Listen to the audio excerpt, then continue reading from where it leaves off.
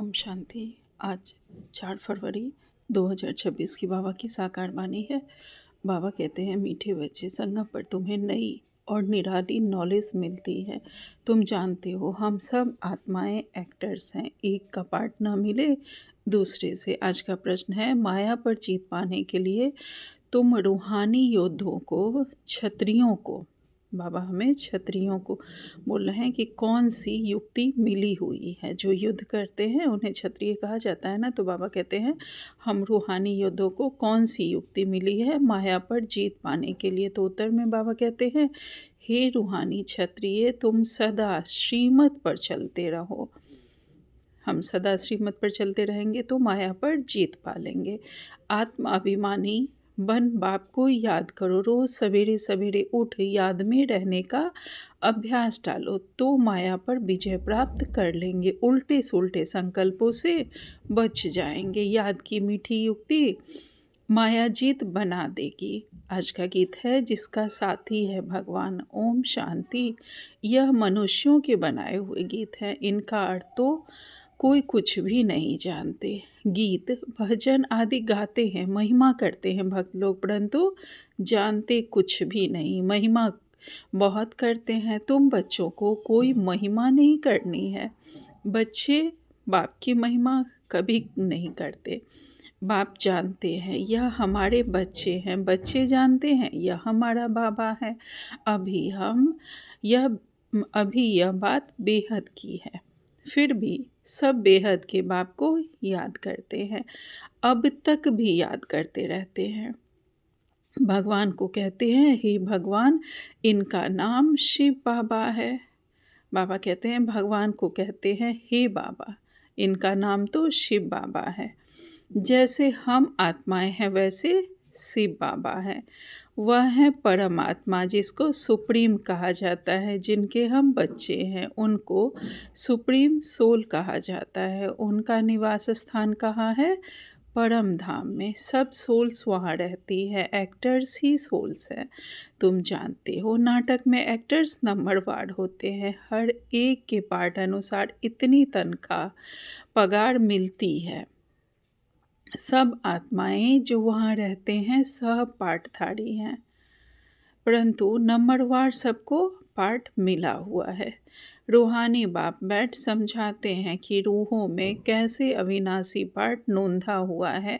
सब रूहों का पाठ एक जैसा नहीं हो सकता, सब में ताकत एक जैसी नहीं। तुम जानते हो कि सबसे अच्छा पाठ उनका है जो पहले शिव की रुद्रमाला में है। नाटक में जो बहुत अच्छे अच्छे एक्टर्स होते हैं उनकी कितनी महिमा होती है, सिर्फ उनको देखने भी लोग जाते हैं।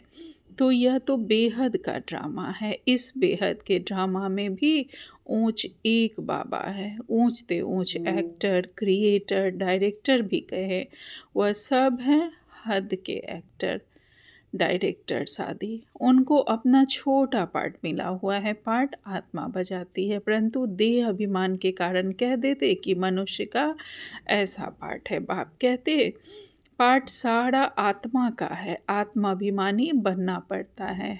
बाप ने समझाया है कि सतयुग में आत्माभिमानी होते हैं, बाप को नहीं जानते। यहाँ कलयुग में तो आत्माभिमानी भी नहीं और बाप को भी नहीं जानते। अभी तुम आत्माभिमानी बनते हो, बाप को भी जानते हो।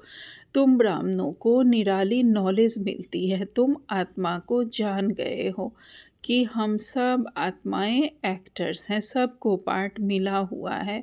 जो एक ना मिले दूसरे से, यह पार्ट सारा आत्मा में है। यूं तो जो नाटक बनाते हैं वह भी पार्ट आत्मा ही धारण करती है। अच्छा, पार्ट भी आत्मा ही लेती है। आत्मा ही कहती है मैं गवर्नर हूँ, मैं फलाना हूँ, परंतु आत्माभिमानी नहीं बनते। सतयुग में समझेंगे कि मैं आत्मा हूँ, एक शरीर छोड़ दूसरा लेना है। परमात्मा को वहाँ कोई नहीं जानते। इस समय तुम सब कुछ जानते हो, शूद्रों और देवताओं से तुम ब्राह्मण उत्तम हो। इतने ढेर ब्राह्मण कहाँ से आएंगे जो बनेंगे? लाखों आते हैं प्रदर्शनी में। जिसने अच्छी तरह समझा, ज्ञान सुना, वह प्रजा बन गए। एक एक राजा की प्रजा बहुत होती है, तुम प्रजा बहुत बना रहे हो। प्रदर्शनी प्रोजेक्टर से कोई समझकर अच्छे भी बन जाएंगे, सीखेंगे, योग लगाएंगे। अभी वह निकलते जाएंगे, प्रजा भी निकलेगी, फिर साहूकार, राजा, रानी, गरीब आदि सब निकलेंगे। प्रिंस प्रिंसेस बहुत होते हैं। सतयुग से त्रेता तक प्रिंस प्रिंसेस बनने हैं। सिर्फ 8 व 108 तो नहीं होंगे, लेकिन अभी सब बन रहे हैं। तुम सर्विस करते रहते हो, यह भी नथिंग न्यू। तुमने कोई फंक्शन किया, यह भी नई बात नहीं, अनेक बार किया है। फिर संगम पर यही धंधा करेंगे। कोई भी जो प्रदर्शनी लगाते हैं, बाबा कहते हैं कोई नई बात नहीं है, अनेकों बार हम कर चुके हैं और हर बार फिर संगम पर यही करेंगे। बाबा कहते हैं फिर संगम पर यही धंधा करेंगे और क्या करेंगे? बाप आएंगे पतितों को पावन बनाने। इसको कहा जाता है वर्ल्ड की हिस्ट्री ज्योग्राफी। नंबरवार तो हर बात में होता ही है। तुम्हारे में जो अच्छा भाषण करते हैं तो सब कहेंगे कि इसने बहुत अच्छा भाषण किया। दूसरे का सुनेंगे तो भी कहेंगे कि पहले वाले अच्छा समझाते थे। तीसरे फिर उनसे तीखे होंगे तो कहेंगे यह उनसे भी तीखे हैं। हर बात में पुरुषार्थ करना होता है कि हम उनसे ऊपर जाएं। होशियार जो होते हैं वह झट हाथ उठाएंगे भाषण करने लिए। तुम सब पुरुषार्थी हो, आगे चल मेल ट्रेन बन जाएंगे। जैसे मम्मा स्पेशल मेल ट्रेन थी। बाबा का तो पता नहीं पड़ेगा क्योंकि दोनों इकट्ठे हैं। तुम समझ नहीं सकेंगे कि कौन कहते हैं। बाबा का मतलब शिव बाबा और ब्रह्मा बाबा दोनों इकट्ठे हैं तो पता नहीं पड़ेगा कि कौन कह रहे हैं। तो बाबा कहते हैं तुम सदैव समझो कि शिव बाबा समझाते हैं। बाप और दादा दोनों जानते हैं, परंतु वह अंतर्यामी है। बाहर से कहते हैं यह तो बहुत होशियार है। बाप भी महिमा सुन खुश होते हैं।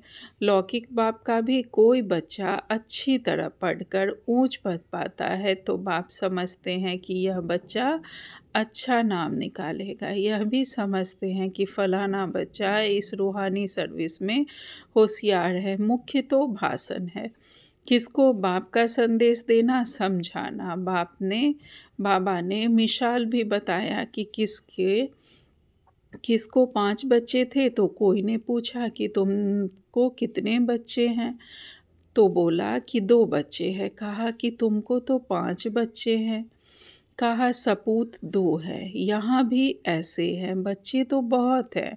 बाप कहेंगे यह डॉक्टर निर्मला बच्ची बहुत अच्छी है।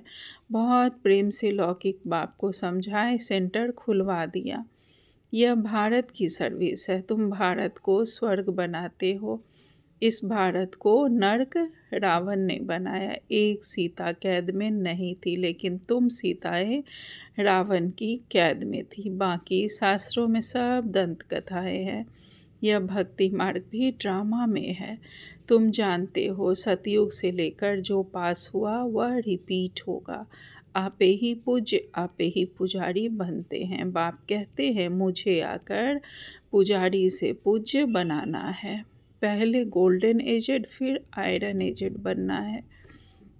सतयुग में सूर्यवंशी लक्ष्मी नारायण का राज्य था। राम राज्य तो चंद्रवंशी था। इस समय तुम सब रूहानी क्षत्रिय योद्धे हो। लड़ाई के मैदान में आने वाले को क्षत्रिय कहा जाता है। तुम हो रूहानी क्षत्रिय, हमारी माया से लड़ाई है। बाबा कहते हैं बाकी वह है जिस्मानी क्षत्रिय, उनको कहा जाता है बाहुबल से लड़ना झगड़ना। शुरू में मल्ल युद्ध होती थी, बाहों आदि से आपस में लड़ते थे, फिर विजय को पाते थे। अभी तो देखो बॉम्ब्स आदि बने हुए हैं। तुम भी क्षत्रिय हो, वह भी क्षत्रिय है। तुम माया पर जीत पाते हो श्रीमत पर चलकर। तुम हो रूहानी क्षत्रिय। रूहें ही सब कुछ कर रही हैं इन शरीर की कर्मेंद्रियों द्वारा।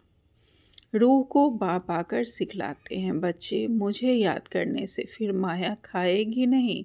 तुम्हारे विकर्म विनाश होंगे और तुमको उल्टा सुल्टा संकल्प नहीं आएगा। बाप को याद करने से खुशी भी रहेगी। इसलिए बाप समझाते हैं कि सवेरे उठकर अभ्यास करो।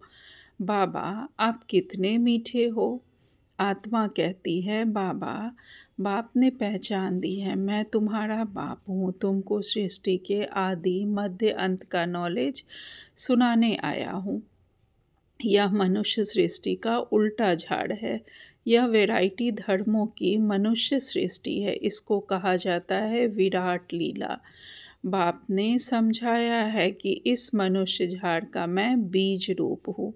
मुझे याद करते हैं, कोई किस झाड़ का है, कोई किस झाड़ का है, फिर नंबरवार निकलते हैं। यह ड्रामा बना हुआ है। कहावत है कि फलाने ने धर्म स्थापक पैगंबर को भेजा, परंतु वहाँ से भेजते नहीं है। यह ड्रामा अनुसार रिपीट होता है। यह एक ही है जो धर्म और राजधानी स्थापन कर रहे हैं। यह दुनिया में कोई भी नहीं जानते। अभी है संगम, विनाश की ज्वाला प्रज्वलित होनी है। यह है शिव बाबा का ज्ञान यज्ञ। उन्होंने रुद्र नाम रख दिया है प्रजापिता ब्रह्मा द्वारा। तुम ब्राह्मण पैदा हुए हो, तुम ऊंच ठहरे ना, पीछे और बिरादरियाँ निकलती रहती हैं। वास्तव में तो सब ब्रह्मा के बच्चे हो। ब्रह्मा को कहा जाता है ग्रेट ग्रेट ग्रैंडफादर। सिजरा है, पहले ब्रह्मा ऊंच फिर सिजरा निकलता है। कहते हैं भगवान सृष्टि कैसे रचते। रचना तो है, जब वह पतित होते हैं तब उनको बुलाते हैं। मनुष्य जब पतित बनते हैं तब उनको बुलाते हैं। वही आकर दुखी सृष्टि को सुखी बनाते हैं। इसलिए बुलाते हैं बाबा दुख हरता सुख करता आओ। नाम रखा है हरिद्वार। हरिद्वार अर्थात हरि का द्वार। वहाँ गंगा बहती है। समझते हैं हम गंगा में स्नान करने से हरि के द्वार चले जाएंगे, परंतु हरि का द्वार है कहाँ। वह फिर श्री कृष्ण को कह देते हैं हरि का द्वार तो शिव बाबा है, दुख हरता सुख करता। पहले तुमको जाना है अपने घर। तुम बच्चों को अपने बाप का और घर का अभी मालूम पड़ा है। बाप की गद्दी थोड़ी ऊंची है, फूल है ऊपर में, फिर युगलदाना उसके नीचे, फिर है बैजयंती माला सो विष्णु की माला। विष्णु के गले का हार, वही फिर विष्णुपुरी में राज्य करते हैं। ब्राह्मणों की माला नहीं है, क्योंकि घड़ी घड़ी टूट पड़ते हैं। ब्राह्मण घड़ी घड़ी टूट पड़ते हैं। बाबा कहते हैं, बाप समझाते हैं नंबरवार तो है ना, आज ठीक है कल तूफान आ जाते हैं। गृहचारी आने से ठंडे हो जाते हैं। बाप कहते हैं कि मेरा बनंती आश्चर्यवत सुनंती कथंती ध्यान में जावंती माला में फिर बनती, फिर एकदम भागंती चांडाल बनंती। फिर माला कैसे बने, तो बाप समझाते हैं कि ब्राह्मणों की माला नहीं बनती। भक्त माला में मुख्य फीमेल्स में मीरा और मेल्स में नारद। भक्त में सबसे ऊंचा इन दोनों का स्थान है। बाबा कहते हैं संगम पर बाप ही आकर सबको मुक्ति जीवन मुक्ति देते हैं। बच्चे समझते हैं कि हम ही स्वर्ग के मालिक थे, अभी नर्क में हैं। बाप कहते हैं कि नर्क को लात मारो, स्वर्ग की बादशाही लो जो तुम्हारी रावण ने छीन ली है। यह तो बाप ही आकर बताते हैं। वह इन सब शास्त्रों तीर्थों आदि को जानते हैं। बीज रूप है ना, ज्ञान का सागर, शांति का सागर, यह आत्मा कहती है। बाप समझाते हैं कि यह लक्ष्मी नारायण सतयुग के मालिक थे। उनके आगे क्या था, जरूर कलयुग का अंत होगा तो संगम युग हुआ होगा। अब फिर फिर अब स्वर्ग बनता है। बाप को स्वर्ग का रचयिता कहा जाता है, स्वर्ग स्थापन करने वाला। यह लक्ष्मी नारायण स्वर्ग के मालिक थे। इन्हों को वर्षा कहाँ से मिला? स्वर्ग के रचता बाप से। बाप का ही यह वर्षा है। तुम कोई से भी पूछ सकते हो कि इन लक्ष्मी नारायण को सतयुग की राजधानी थी कैसे ली, कोई बता नहीं सकेंगे। यह दादा भी कहता है कि मैं नहीं जानता था, पूजा करता था परंतु जानता नहीं था। अब बाप ने समझाया है। यह संगम पर राजयोग सीखते हैं। गीता में ही राजयोग का वर्णन है, सिवाय गीता के और कोई भी शास्त्र में राजयोग की बात ही नहीं। बाप कहते हैं कि मैं तुमको राजाओं का राजा बनाता हूँ। भगवान ने ही आकर नर से नारायण बनने की नॉलेज दी है। भगवान का मुख्य शास्त्र है गीता। गीता कब रची गई यह जानते नहीं। बाप कहते हैं कल्प कल्प संगम पर आता हूँ। जिनको राज्य दिया था वो राज्य गवाकर फिर तमो प्रधान दुखी बन पड़े हैं। रावण का राज्य है। सारे भारत की ही कहानी है। भारत है ऑलराउंड और तो सब बाद में आते हैं। बाप कहते हैं कि तुमको 84 जन्मों का राज बताता हूँ। 5000 वर्ष पहले तुम देवी देवता थे। तुम अपने जन्मों को नहीं जानते हो। हे भारतवासियों, बाप आते हैं अंत में। आदि में आए तो आदि अंत का नॉलेज कैसे सुनाए? सृष्टि की वृद्धि ही नहीं हुई है तो समझाएंगे कैसे?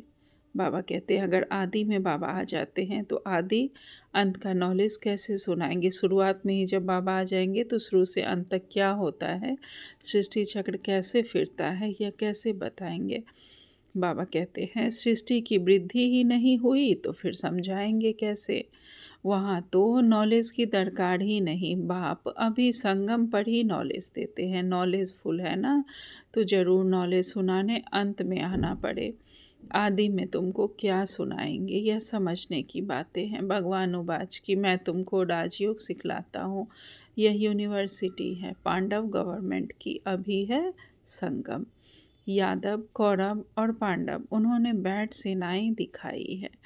बाप समझाते हैं यादव कौरव विनाश काले विपरीत बुद्धि, एक दो को गाली देते रहते हैं। बाप से प्रीत नहीं है। कह देते कि कुत्ते बिल्ली सब में परमात्मा है। बाकी पांडवों की प्रीत बुद्धि थी।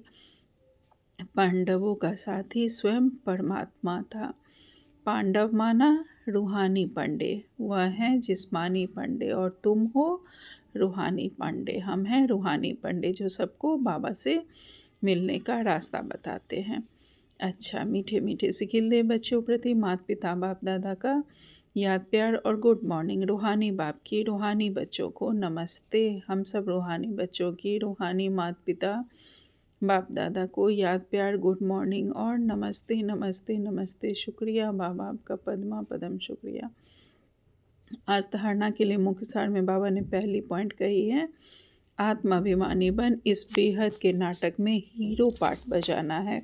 हर एक एक्टर का पार्ट अपना अपना है, इसीलिए किसी के पार्ट से रीस नहीं करनी है।